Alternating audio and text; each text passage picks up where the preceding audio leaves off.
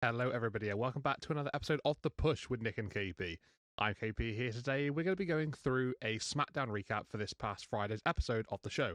This is the 27th of February edition, live from the KFC Yum Arena in Louisville, Kentucky. So, this is the go-home show before the Elimination Chamber event, scheduled to take place the following evening. Let's go through everything that took place across the course of the night and discuss all the happenings. So, first and foremost, as SmackDown's about to begin, we would literally get word of Jey Uso, who had been attacked seemingly by somebody unknown backstage. Identity's not quite clear to begin with. He's been sort of taken into an ambulance as the camera sort of like rolls on to begin the show. And there's a lot of panic and sort of like chaos around the scene. We've got Nick Aldis, we've got a lot of talent there. There's sort of like a lot of questions. Jacob Fatu is right by Jey Uso's side. And yeah, there's a bit of a scene from the whole course of the situation here. We then pan over to Drew McIntyre after a little bit of argy-bargy from a few of the stars backstage, getting into a little bit of an argument. And Drew basically says that he doesn't have anything to do with Jey Uso. He has absolutely no responsibility of what happened to him. That then sees Nick Aldis, the general manager of SmackDown, come on down, basically saying that a lot of people want to rip McIntyre apart out in the back right now, seemingly accusing Drew of that attack. Cody then comes down to the ring, Cody Rhodes. He demands a fight with Drew McIntyre basically immediately, saying that his title reign so far has been spent with him entirely running away, just like a little bitch.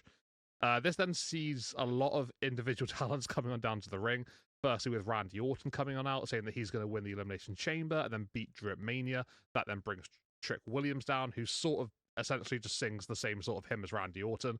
Then we see Javon Evans come on down. He says a similar thing as well, but he adds the fact that he could become the youngest ever world champion. And then we hear LA Knight's music play. He comes down to the ring as well. And that sees then LA Knight and Trick Williams sort of get into a little bit of back and forth between the two of them before they then brawl towards the towards the back. Randy's then in the ring alongside Cody Rhodes and Javon Evans. He just hits Javon with an RKO, seemingly, not forgetting about Javon's comments from earlier on. And that would just lead him and Cody then to basically end that segment. So yeah, a little bit of a situation between the 5 remaining guys of the Elimination Chamber. A little bit more on that situation with Jey Uso and all of that a little bit later on. Coming up after this, we would have our first match of the show, which would see Uncle Howdy go one-on-one with Solo Sikoa. This would be an opportunity for Howdy to get some revenge on Solo after seemingly, quite some time now of torment from Solo and the MFTs. Obviously, him having the lantern, it's obviously a surprise possession of the Wyatt Six. Uncle Howdy looking to get that back.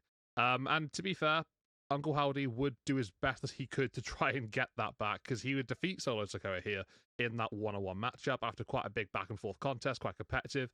Pendulum swinging from side to side throughout the entire contest. We get to the stages in the end where we see a Sister Abigail attempt by Solo Sikoa, not Uncle Howdy, but Solo Sikoa. He then gets caught in a mandible claw by Howdy. Solo sort of fights through that and hits Howdy with a Samoan spike, and that sort of bounces Howdy into the corner, just off the turnbuckles. Solo then hits a couple of hip attacks before weighing up a third one, which is countered by Uncle Howdy. He then hits a Sister Abigail onto Solo Sikoa to get the victory in this match. Howdy then goes to ringside post-match, and he sort of looks to go to the lantern, but as he sort of like goes towards it, he then gets taken out by the MFTs, who weren't around ringside for the matchup. Neither were the Wyatt Six, to be fair. And Uncle Howdy gets laid out. They take the lantern, and it's basically just the same situation again, except now we have a win for Uncle Howdy over Solo Sikoa. The Wyatts do come down eventually, and they're a little bit too late. The MFTs have already gone off with the lantern, and then that brings us to the end of the segment. So, yeah, although Howdy does get a victory here over Solo Sikoa, no real advancement in the whole situation. The MFTs still have the lantern, so as far as that situation goes, nothing really changes. But yeah, the feud continues, is basically what I'm trying to say here. But Uncle Howdy gets a win over Solo Sikoa, which he desperately needed. After this, we see a couple of backstage segments here and there. First of all, we have The Vision, who are Logan Paul, Austin Theory, and Paul Heyman. They would try and convince Nick Aldis to replace Jey Uso with Logan Paul in the chamber. After a bit of back and forth and a bit of pleading, Nick does say that he needs to make some calls, and he sort of leaves The Vision there alone. After that, we then see a segment with Jacob Fatu, who also asks to be in the Elimination Chamber match, to which then Nick Aldis basically just agrees with Jacob, saying that he's got some validation there, and that he will also make some calls about that. A little bit more on that later on. So, coming up next, we then have a matchup between Tiffany Stratton and Kairi Sane. This would be quite a fun matchup between the two ladies. To be fair, had a lot of time here to really go at it. and was quite impressed from what I saw from Kairi Sane, to be fair. It's had a bit of an up and down sort of time in singles competition since returning, and this was probably one of her better matches, so enjoyed this one, to be fair, for the two ladies. Tiff, in the end of the contest, does send Kairi Sane into Alba Fire, who's at ringside, alongside Chelsea Green, who's on commentary. As Alba gets knocked down, Chelsea sort of like hobbles up to 1 foot, obviously still nursing that broken ankle of hers, and she goes face to face with Stratton, getting up in her face. Chelsea gets knocked into her chair, though, after a collision between herself and Kairi Sane, who looks for some sort of like diving attack from the apron onto Tiffany, but Tiffany dodges it, and that sort of causes Kairi to knock into Chelsea Green. She lands on her chair, I guess safe and sound, but obviously still a bit rocked from the situation. Kairi gets rolled back into the ring immediately by Tiffany before she then hits her prettiest moonsault to get the win over Sane. After that situation came to an end, we would go into our next match of the night, which would then see Obafemi go one-on-one with The Miz. Before we would really have this one take place, there'd be a bit of a pre-match mic battle here between the two men, I guess you could say. Miz attempts to convince Obafemi that he can guide him and be his mentor, taking him forward, having the fans chant his name, and basically just giving him the right tutelage. Obafemi doesn't really buy any of it, though, despite Miz saying that he can bring the best out of Oba. He says that he's doing absolutely fine as he is right now. There's no need to really change anything. So Oba instead just brings the match in to begin with, gets it started, and then proceeds to beat down The Miz entirely throughout the whole thing, and hits a fall from grace to get the victory over The Miz. So yeah, pretty much as you'd expect here. No real shocks. Obafemi with another win, just impressing on his main roster stint as he is. Around this sort of time, then, we would have Nick Aldis declare that there would be, well, I think we'd have a graphic on the screen saying that there would be a one-on-one matchup later on in the show, which would determine our last competitor for the Elimination Chamber match for the men's division. We would then have, obviously, Jey Uso being attacked. He needs to be replaced. It will be Logan Paul versus Jacob Fatu in the main event of SmackDown. The winner of that one goes inside the Elimination Chamber tomorrow night. Going into our second half of the show, we would then have a United States Championship matchup between Carmelo Hayes and Matt Cardona. That would be a open challenge style situation, and yeah, it would be Matt to answer the challenge. And this was a pretty fun match, to be fair. Matt Cardona looked very, very impressive. Actually dominated probably the majority of this contest. I want to say maybe a good 70% of it. Really, really was quite solid from Cardona, to be fair. Really brought it to Carmelo. Wasn't quite enough, though, in the end, though, because Carmelo does fight back towards the very late stages after succumbing a lot of punishment from Cardona. Hits his first 48, and that'd be enough for him to retain his US Championship. So once again, and still your US Champion is Carmelo Hayes after a pretty fun and pretty good US Championship Open Challenge. Coming up after that, we would then see Jordynne Grace go one-on-one with Candice LeRae. Johnny Gargano, he spent a lot of time recently just sort of lying around moping backstage, and Candice would be able to actually get him down to ringside. He would just sort of like just walk down very, very slowly, obviously clearly still very upset and, you know, just absolutely like just gutted about his life at the moment, basically. And he would essentially just end up being laid out on the announce table. Yeah, that would be the majority of the match, that he would just be lying there. It gets to a point where Candice LeRae and Jordynne Grace are just going along smoothly, and then LeRae just notices Gargano just sort of like getting up a little bit. He actually gets up to a seated position on the announce table. Candice very distracted, and then Johnny just literally gets up onto his feet, starts walking around the ringside as if he's heading towards the ramp, and Candice follows him, seemingly wanting to know where he's going, why he's getting up and moving. And then Jordynne Grace capitalizes. Candice turns around. She gets a back elbow by Grace. And then sort of a bridging suplex is enough to pick up the victory here for Jordynne Grace. Would have liked to have seen the beast mode be used here. Thought it made Candice look a little bit daft and a bit weak. But yeah, I guess the finisher would have been a bit better of a finish here. But I guess it is what it is. Either way, it's the same situation.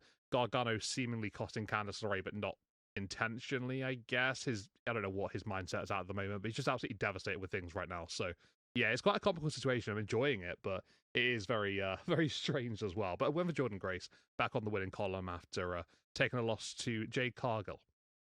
Coming up after that, we would then have the Women's Tag Team Championship matchup. This would take place between champions Io Sky and Rhea Ripley, defending against the irresistible forces of Nia Jax and Lash Legend.